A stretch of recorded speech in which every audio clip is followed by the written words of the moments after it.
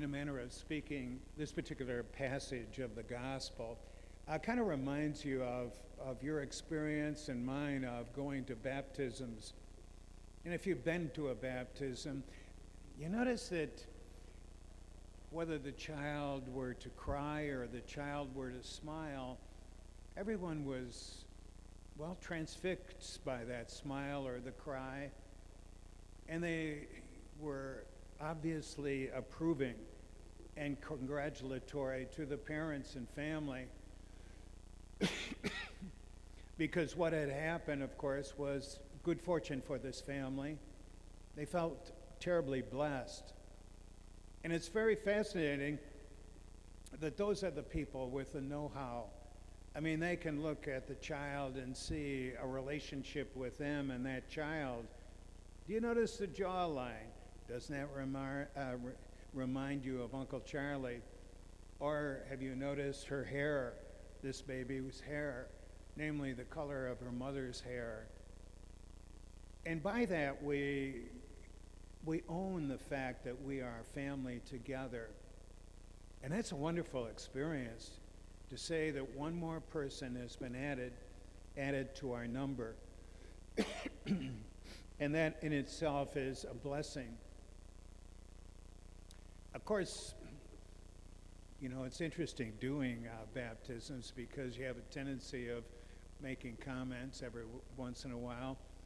And so at any rate, saying to the family, this child is going to grow up and become just like us.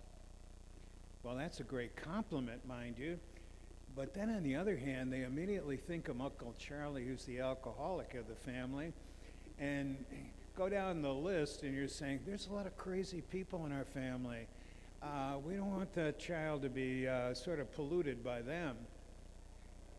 But that's the experience, isn't it, of growing up, that children are terribly influenced by those around them, their family.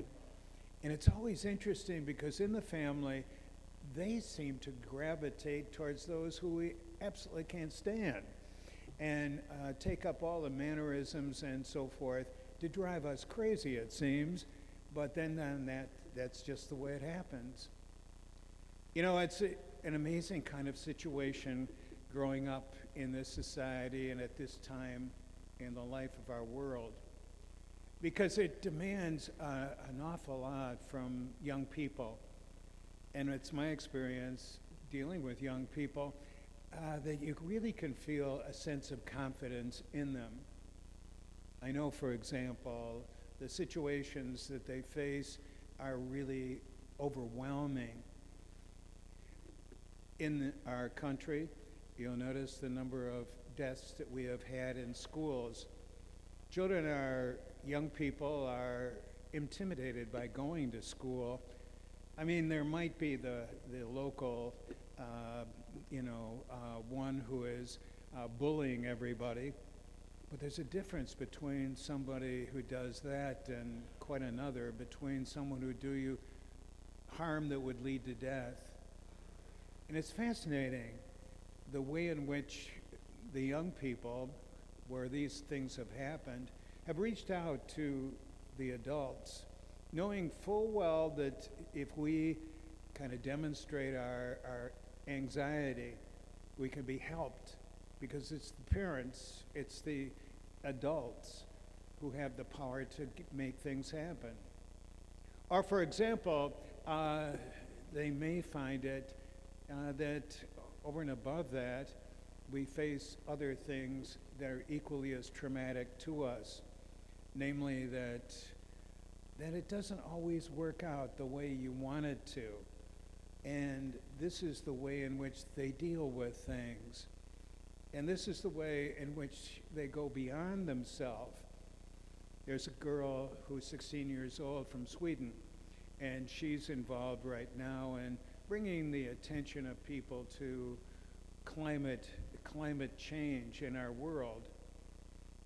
For young people, that's going to be the reality.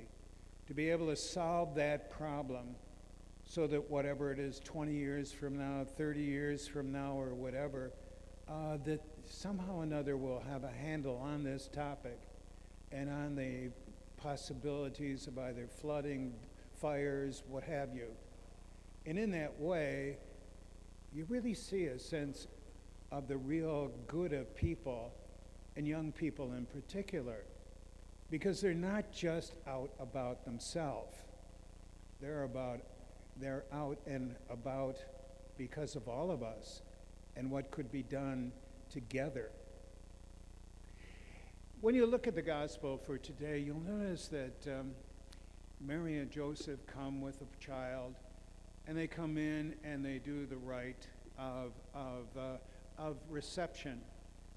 And it isn't baptism, but it's declaring that this child is ours and dedicated to God, who gave this child to us whole and able to live. In that society, of course, the death of a child was a normal thing. I mean, if you had 10 kids your own, maybe 4 of them would live to the age of 10. In that kind of a situation, you're always on edge. You're always worried. And so to say we have given a child to God is to say we're grateful for life, and we're grateful for who we have become as a result of this life. You and I, as people, look for a world that demonstrates and lives the fact of the good of it all and the good of people. And that's why, in this way, Jesus grows up as a normal person would, and he is the one who brings that saving power into our life, bringing us together, helping us be who we are, and making sure that we understand his love even in the midst of a world that is mixed, a world that is harsh, a world that sometimes is more self-centered than self-giving. But we gather here with that feeling that we have been blessed by God by life. How are we going to use that life is the whole thing.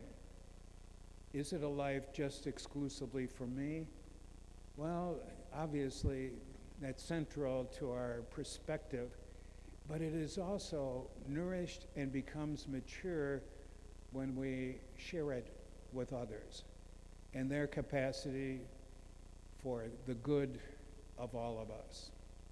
And so we pray for one another tonight, that we may find that sense of worth of all the generations of our people.